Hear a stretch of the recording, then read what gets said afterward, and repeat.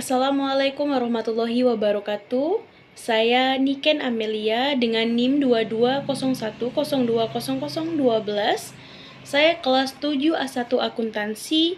Di sini saya akan menyelesaikan tugas ujian akhir semester mata kuliah Teori Pengambilan Keputusan, dosen pengampu Bapak Dr. Ronald Apriyanto, SEMSI. Baiklah, di sini saya mengangkat tema yang berjudul pengaruh penggunaan AI terhadap pembelajaran sistem informasi akuntansi pada mahasiswa akuntansi di Kota Lubuk Linggau. Pertanyaan yang pertama, jelaskan bagaimana Anda akan mengidentifikasi masalah pada proposal penelitian. Jadi, identifikasi masalah dilakukan melalui observasi awal, studi literatur, dan wawancara singkat dengan mahasiswa. Dari proses tersebut ditemukan bahwa penggunaan AI dalam pembelajaran sistem informasi akuntansi sudah mulai digunakan. Namun, belum diketahui secara jelas pengaruhnya terhadap pemahaman materi, efektivitas belajar, dan keterampilan mahasiswa. Oleh karena itu, perlu dikaji diteliti mendalam mengenai pengaruh penggunaan AI secara empiris. Pertanyaan kedua yaitu sebutkan dan jelaskan 3 kriteria keputusan yang akan digunakan untuk menentukan solusi terbaik. Jadi, di sini ada 3 kriteria. Yang pertama yaitu efektivitas pembelajaran. Menilai sejauh mana AI itu membantu meningkatkan pemahaman konsep dan praktik dalam sistem informasi akuntansi. Yang kedua, kemudahan penggunaan. Menilai apakah AI itu mudah digunakan dan dipahami oleh mahasiswa dalam proses belajar. Dan kriteria yang 3 yaitu penerimaan penggunaan. Meningkatkan tingkat penerimaan mahasiswa terhadap penggunaan AI dalam pembelajaran. Selanjutnya pertanyaan ketiga, bagaimana Anda mengalokasikan bobot pada kriteria yang telah Anda tentukan?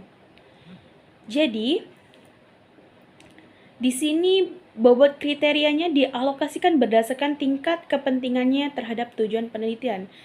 Untuk efektivitas belajar yaitu 40%, untuk kemudahan penggunaan yaitu 30%, dan penerimaan penggunaan itu 30%. Jadi dari bobot itu diberikan pada efektivitas pembelajaran karena tujuannya meningkatkan kualitas pembelajaran. Jadi bobot terbesar itu pada efektivitas pembelajaran. Pertanyaan yang keempat, sebutkan dan jelaskan minimal 3 alternatif dan solusi yang Anda usulkan untuk mengatasi masalah yang ditulis dalam proposal. Di sini alternatifnya yaitu penggunaan AI sebagai alat bantu mandiri. Jadi mahasiswa itu menggunakan AI itu untuk memahami materi dan latihan soal. Yang kedua itu integrasi AI dalam proses pembelajaran di kelas. Jadi dosen dan mahasiswa itu memanfaatkan AI sebagai media pendukung dari penjelasan materi. Yang ketiga ada pembelajaran konvensional tanpa AI. Jadi sebagai pembanding untuk melihat perbedaan hasil dari pembelajaran. Selanjutnya pertanyaan kelima, bagaimana cara Anda menganalisis alternatif-alternatif? Jelaskan dengan metode yang relevan. Di sini saya menggunakan pendekatan pengambilan keputusan multi-kriteria sederhana. Dengan cara apa? Memberikan skor pada setiap alternatif berdasarkan kriteria yang telah ditentukan. Terus mengalihkan skor dengan bobot masing-masing dari kriteria.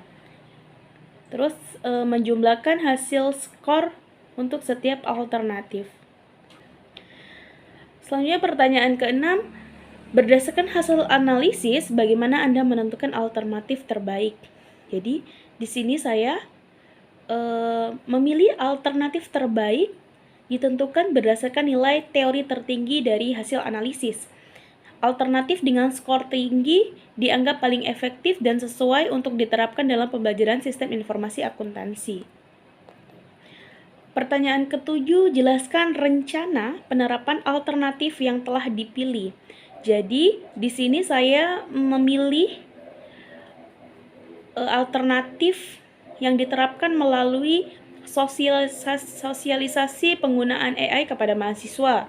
Kemudian, penerapan AI dalam kegiatan belajar seperti latihan soal dan diskusi.